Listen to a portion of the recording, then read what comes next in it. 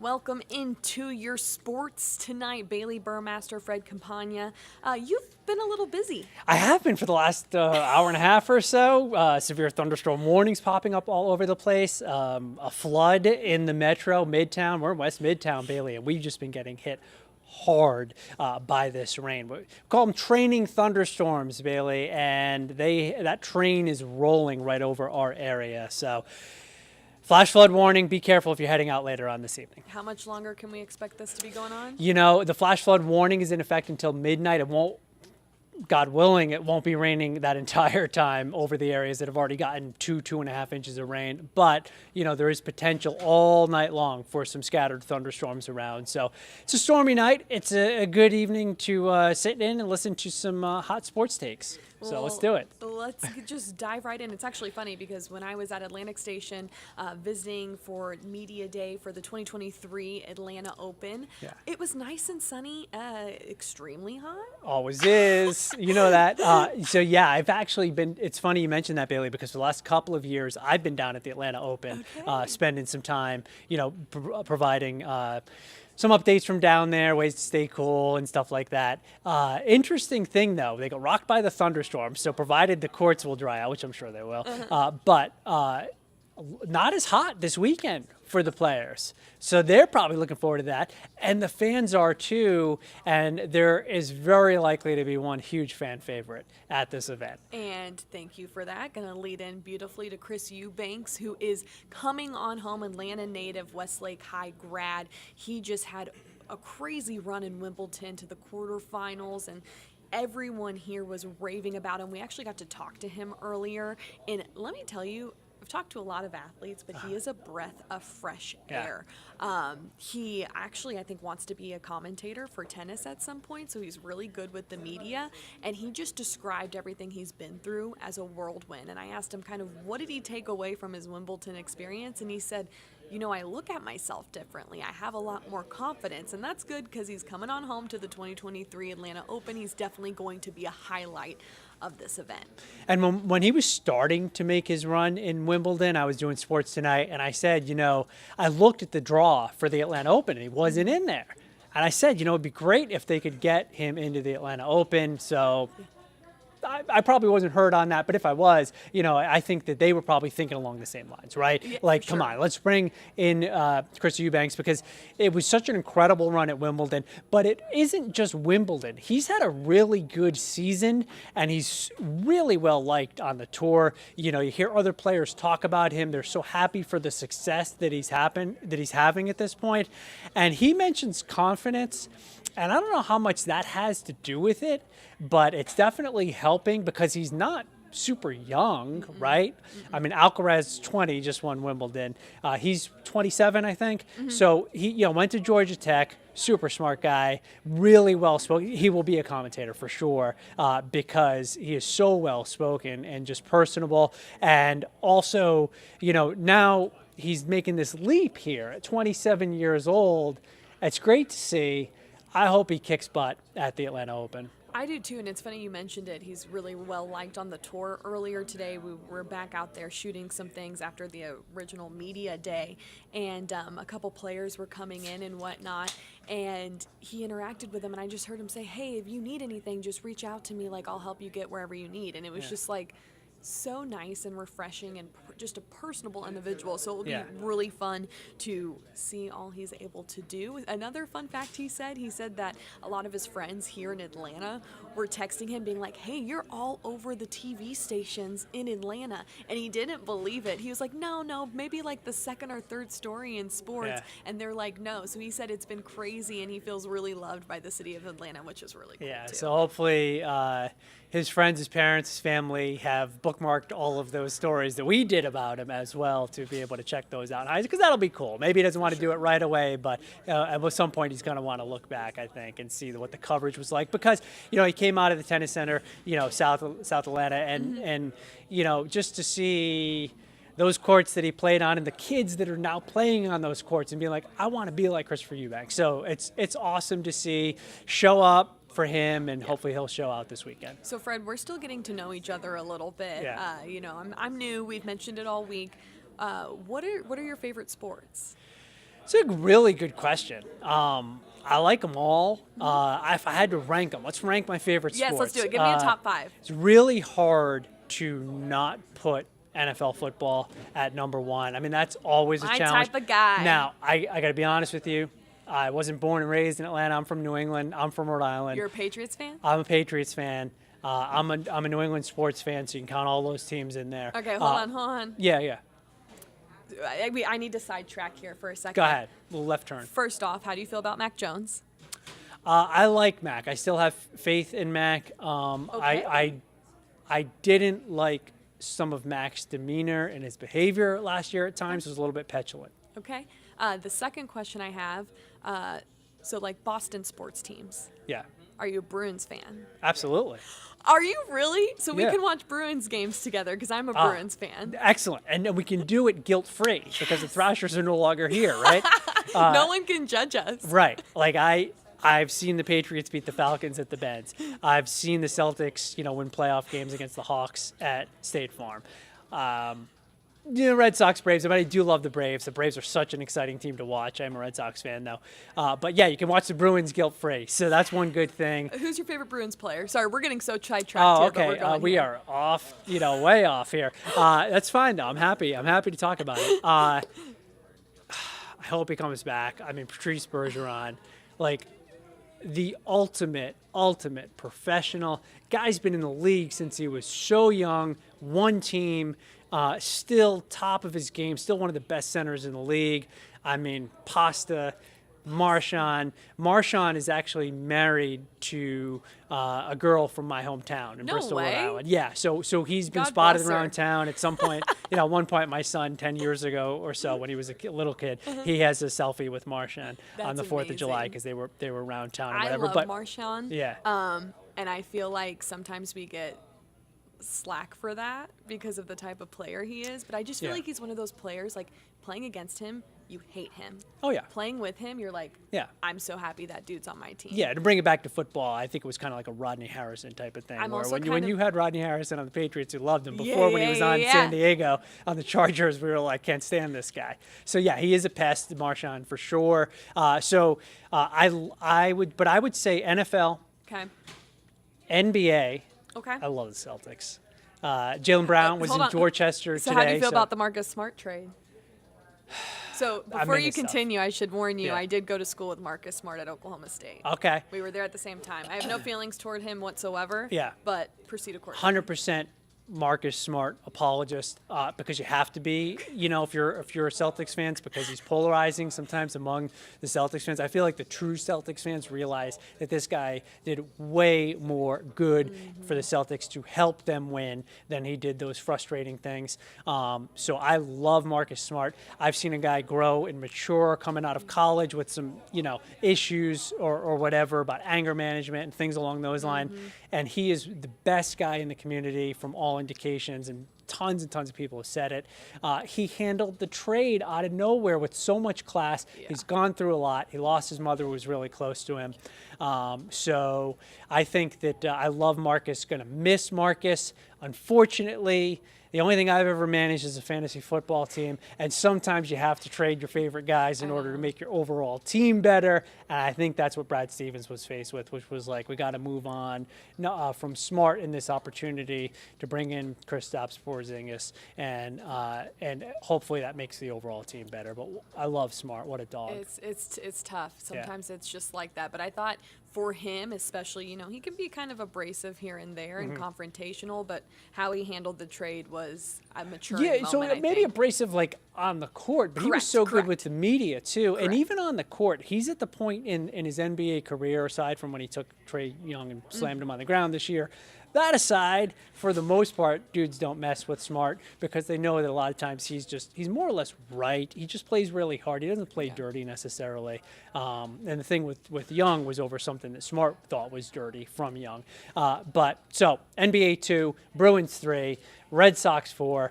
And then I'll go Revs. I do like Atlanta United. Okay. I do like international soccer as well. You I did grow do? up playing a lot of soccer. Hey, me too. So, What position? I was number 9, Okay. so I was up front. And I played well into my adult life. Do you still play now? I pick don't up? now. I'm more of a runner now. I stopped playing because of my schedule and whatnot when I was in my mid-40s. So let's just say that was about 6-7 years ago. But I did play pretty competitively for a while through my 30s and early 40s with some much younger guys, coaches at Providence College and stuff like that. So I do love it. Great sport. But I would put it just slightly below the Red Sox. The Red Sox are infuriating, though, because they're a big market team that wants to behave like they're Yeah. a mid-market team, which That's is a great way of putting it. Yeah. It's very that's you Okay. nailed that one. all right. Enough about But me. hey, I like that you like soccer because a lot of people don't. I've worked in a lot of sports departments where the people Yeah. don't like soccer. But that's good. We have No, a good show here, then. I think you'll find that a fair amount of us do. You have to find the right people to. It does, help that we have Telemundo in the building with us. Right. So, you get a lot of soccer fans there. And I mean, Atlanta United, like in terms of fan base, like one of the best, no doubt, if not the best in MLS. So Correct. that's really cool. Love going to the Benz and seeing those games. Correct me if I'm wrong. Their fan attendance numbers match up somewhere to the Premier League. I feel Oh, like yeah. I read No. that, and that is insane. I don't Yeah. think people comprehend how huge that is. Yeah. Just look at the MLS attendance numbers and how much higher. Now, granted, they do play at the Benz. Some of these other stadiums have soccer only, so they're Yeah. limited to 20, 25,000, but they're banging out 35, 40,000, sometimes more than that. When Messi comes to town, we'll see what that's like. I'm sure that's going to be outrageous. But yeah, I mean, people show up and it makes for a great environment. And the MLS quality of play has gotten a lot better going back to the last, 20 years or so from when the league started. It wasn't that great to watch. Now it is. Now I love going to watch those games. I love that. Okay, well, Yeah. let's go back to your favorite topic, the NFL. Unfortunately, this is a pretty negative story. There's a lot of feelings about Dan Snyder in the NFL, especially with the Commanders. He was fined $60 million. That's easily the biggest fine in NFL history. The purchase, Josh Harris went through with the Commanders. It was like $6 billion. I mean, this was messy. So he was fined, to put that in perspective, 1%, I believe, if I ran some quick math, of what he just got for his club that he ran into the ground, aside from being just a dirtbag, all around.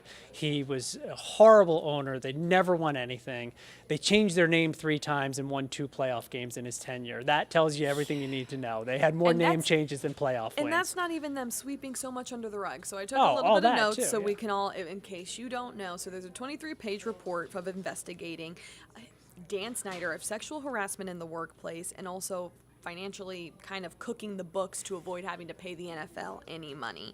There was a woman named Tiffany Johnston who told 4 different people she was sexually harassed by Dan Snyder, and nothing happened. Yeah, no, he's And all this came back, and they said this is a sustained report. I think we can all just agree, thank God he's no longer in the NFL. yeah. I mean, we go any longer on this topic, I'm just going to resort Right. to name calling. Right. So- We'll move on. We'll just move on to a happier story, which is Yeah. Messi Mania. He is making his debut tonight. Oh, yeah. How do you feel about Messi? Are you like a huge Messi fan? Yeah. I guess I should ask you first, Ronaldo or Messi, and then we can dive into Messi. It's 100% Messi. Like, there's never been a guy who can make elite level defenders look so bad.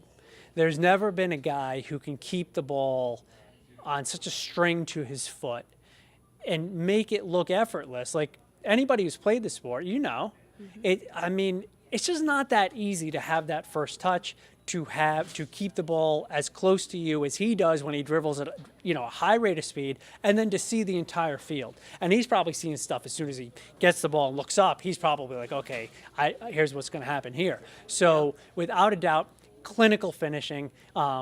Just some of his goals to some casual fans are probably not that spectacular because it's more of just a pass into the side of the Yeah. goal. But it's like, that's the object, is to put it in the back of the net.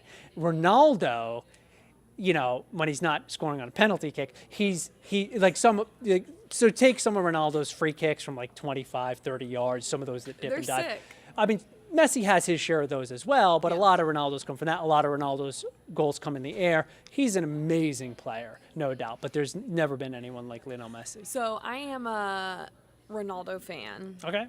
but how I would describe it is I definitely give, Messi his flowers in the sense I feel like Ronaldo is like this more superstar forward and he can make those, he can take on all these players, score, he can have these sick shots, whatever you may call it.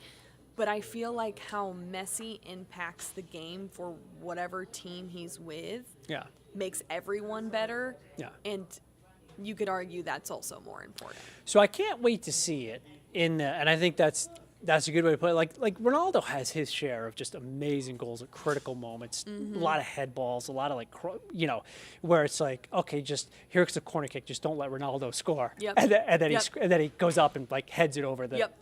the center defensive back. Yep. It's like, how did that just happen? So I do credit him for that. But what I'm interested to see, and we won't see it tonight because it's like a game against a La Liga team maybe or something. I'm not even sure It's who. part of the League's Cup. Oh, which okay. is All like, right. It's a World Cup style tournament. Yeah. It's a month-long break for the MLS now. Right, so we don't know how long he's going to play, what the quality Correct. of the team's going to look like. Well, and I believe he said he was not going to play on turf. Yes, so So- that's a whole other thing that they're going to put in. But so a couple of things. One, I want to see how he fares in the MLS. It's a pretty physical league. I think it was Wayne Rooney was like, it's not going to be that easy. Like, it's a scrappy league. And I think there are some leagues where guys don't play as hard. Some comparable to MLS leagues where the guys aren't playing as hard. So if they're down 2-0, it might get out of hand, or guys are just not going full speed. But the MLS is that American mentality, I guess, of a lot of players, is that we're just going to play hard right to the end. Yeah. So it'll be interesting to see how that goes. It'll be interesting to see if anyone get close enough to follow him, because he's going to be like a water bug compared to some of the guys they're Right. used to seeing. And that's amazing that teams in the MLS are going to put grass, including this will have to happen when he goes to Gillette Stadium, Yeah. to play, which Well, is and some people have said they won't put in grass. oh, so some teams So have, he have just- balked. Okay, he just won't I play want to then. say Mercedes-Benz is one of them. Well, think about it. I mean, But it's they a have huge so many expense, events. right? Like, But that, I'll tell you what, that's a story. Bookmark that, because if it gets to be, so they're supposed to come here in September, right? Yeah. So After market tickets for that shot up to like $500 as soon as Messi signed with Inter, right? So if word is that he's not going to play because they won't put grass in the Benz, there might just be a revolt, a soccer-based revolt in Atlanta. And if someone's not really a huge soccer fan watching this, Yeah. please know that Messi is like a global superstar. Yeah, I feel like you'd have to be a real head in the sand when it comes to soccer to not know who he that is. at Like, this he point. is But the name, I feel like. yeah, I mean, it's Michael Jordan, like essentially, Yeah. or maybe even a little bit better. I'm interested to see Yeah. how his play measures up within his team and what it does to the team, because I do feel like the caliber of soccer in MLS is very different Mm-hmm. than Premier League or other leagues across overseas. Sure. So I'm interested to watch his press conferences and kind of see his feedback on what he thinks of the soccer as well. Right. I think might be like I don't know what team they're playing tonight. I said La Liga earlier. Obviously, that's the Spanish league, but Liga X or something. Is that It's what like Azul Cruz. Is Oh, the okay. team All right. tonight. So anyone, who's happy about this? Apple Plus, because that's Correct. like the only place you're going to see it. So their Correct. subscriptions just probably doubled today as a result of that news coming out that he's going to play. Now he's bringing a lot of his buddies. Word is that he's already brought along several guys that he's played with before, and he's trying to bring along more. Iniesta possibly, I heard, and some other guys. Who did he bring? He brought Busquets is there already in Miami, so he's trying to He's bring trying to some rally friends the crew. who he knows, even though they're a little bit older now, know how to play the game. And that's another thing that I really want. I would love to see those older guys come over, because soccer is the type of sport, as a guy who was an older guy playing at a pretty high level in these leagues, we would play younger guys. And they had the athleticism, but we had the technical ability. And I would love to see how that fares in the MLS. And what's interesting, as you say, older guys, Atlanta United, I'm not wrong, I believe they are one of the younger teams in the MLS. And on top of that, they will play Inter Miami in this Leagues Cup here. Not the first game, but I think it's like in a week or so. Oh. So that will be, but that's in Miami. It's not here. The game, they do come here in September for an MLS game, yeah, right? Correct. Right. So interesting enough. We will see how it all plays out. Let's move along to the next discussion point. Well, the Panthers take the AFC North. That says NFC South, or excuse me, NFC South. That's right. Come from the AFC North, so I'm getting all my You're all messed up. So right. Excuse me. You still got Cleveland on the brain. I do. So excuse me. The NFC South. Yes. My immediate reaction is no. So the Panthers, because a little backstory is that somebody has picked the Panthers. I forget who exactly it was, picking the Panthers. Not just some person, Yahoo Sports. Is that what it put out was? an Okay, article so where it was yeah. like, who's going to take the NFC South? Sure. The best odds, and it was very clear they chose the Panthers because of Bryce Young. Yeah, and it's a little bit of an unknown. Now, word is he's been great in camp. Has them going 10-7, if that makes it any difference to you. 10-7 may be good enough to take that division. I agree with you. What I thought was more interesting was what they predicted for the Falcons' record. 6-11. If the Falcons are 6-11 this year, then Arthur Smith, it was nice knowing you as a coach, because you won't be the coach next year. We talked about this a little bit last night, and I do feel for Arthur Smith to get his fair share, he has to keep progressing. So you got to do better than you did last year, which was 7-10. You got to keep improving. 6-11. Here's the thing that I find so interesting about their rankings. So I'll run through it. They have, in the NFC South, they have the Panthers taking it with a 10-7 record. Saints after that, 8-9. Falcons, 6-11. And then the Bucks at 5-12. Here's the interesting thing. All these teams have some sort of a quarterback situation going on. And that is what's all going to come down to. So I think to sit here and say the Panthers are going to easily take this because they have Bryce Young, I don't agree with that. I think this is really anyone's division to take if they want it. So Bryce Young is going to have to figure out NFL defenses really quickly, not just look great in training camp. Correct. He's also going to have to stay upright for an entire season. Not get hurt. Without Christian McCaffrey to give the ball to 28, 30 times a game.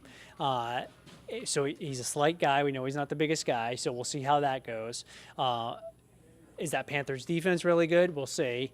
And then you have Carr in New Orleans. So I've heard a lot of people say, well, New Orleans, got Carr. And it's like, well, I'm not a Carr guy personally. I'm actually not a Carr, C-A-R-R guy, and I'm also not a Carr guy. But I'm definitely not a Derek Carr guy. I'll say this about Derek Carr. Yeah. I don't, hate him for any reason. I don't love him for any reason. I think he's a fine quarterback. It's like an Andy Dalton. Correct. You also lost Alvin Kamara. Yeah, I mean, it's going to be interesting to see what happens with New Orleans because people in general tend to think that's a well-run organization that might have a down year or two but should be back. Sean Payton's not there anymore though, so we'll see. Focusing on the Falcons here, they've definitely improved, right? Yeah. Quarterback, that's probably the biggest question mark, but they signed Bates, right, the safety. Yeah. Probably the best safety on the market. Absolutely. Big improvements on the defensive side of the ball, which they needed because their defense was not good last year. And I found it interesting some Falcons fans weren't happy with the Bijan Robinson pick. I understand you had the best run game, so why go get another weapon? But I am a believer in the draft that you just have to get the best player on the board, and Bijan Robinson is a talent. He is a weapon. I think he will be utilized, and he will be great for this offense. But I think you're right. I think it comes down to Ritter at the end of the day, and what is he able to do, and how does he progress. I think that's the biggest thing. Once again, it's another quarterback thing, and it's the same with the Bucks as well. I think we got some kind of flash flood warning Should going we? on. You want to? No, it's okay. Okay. It's just the flash flood warning in effect for this area. That's just some weather stuff. We got phones blowing up around here, and for sure, we mentioned that at the top, Bailey, that there's a flash flood warning in effect right through this evening until 12:15, and they just reiterated that because the rain is still coming down over parts of our area. Shifting gears back, Bijan Robinson, okay? Like, first round money. I think that kind of has something to do with it. You look at Ezekiel Elliott, doesn't have a home. Dalvin Cook hasn't found a spot yet. Kareem Hunt. There's nowhere. a plethora of Right, them. so there's a whole bunch of running backs on the market. They don't want to get and paid. you just drafted a guy fairly high in the first round that you're going to have to pay a little bit, for at least first round money. And maybe that has something to do with it when you have a team with a lot of holes. Now, I like the idea of thinking like, okay, Algier, Pitts, Bijan, help me out, Drake London, right? I like the idea of having these weapons for the quarterback who needs them, right? He's to going to be need successful. some security blankets. Listen, if the Ritter Falcons is. are going to run the ball 40 times a game, I'm all right with that because the defense got better and just got to be creative with that. And Bijan's the kind of guy, you just got to get him the ball, and that's going to be Arthur Smith. Like, get him the ball in unique situations. He has to be your Alvin Kamara, guy you just talked about. He has to be your Kareem Hunt, which Cleveland, the old city you're at, when they used Hunt the best, it was you weren't quite sure it was going to be a pass in the flat or it was going to be, some run. So Absolutely. he's dynamic. He definitely is. All right, Fred, let's wrap it up with, the topic. What is on your mind tonight? Oh, my goodness. It's Friday. That's what's on my mind tonight. And just the Open golf. Like, I've been busy all day. I don't even know who's winning the Open across the pond there. So that's like shame on me. So I'll probably watch a little bit of the Open, see how that wraps up over the weekend. We've got a tournament here, not too far down the road. Next week? Is it next week? At East Lake. So, so I don't know. That and this flash flood warning and this all over the metro, to be honest with you. Yeah, we got What's on your mind, We Bailey? got the media day at Westlake next week. It's wrapping up my first week here. It's my Friday as well. Yeah. It's been so fun. It's great to come back home, and I really enjoyed being at the Open today, and I really thought I always like to dissect the psyche of athletes and think about all the athletes I've interviewed and how I would rank them, and I was pleasantly surprised by Chris Eubanks today. I thought he was a great person and so easy to talk to and so personable and thoughtful, and I always appreciate that when we talk to athletes. Yeah, without a doubt, and hopefully he wins the thing too. Yeah, we'll see. All right, thanks for joining us. We're wrapping up here on Sports Tonight. Make sure to join us next week. See ya.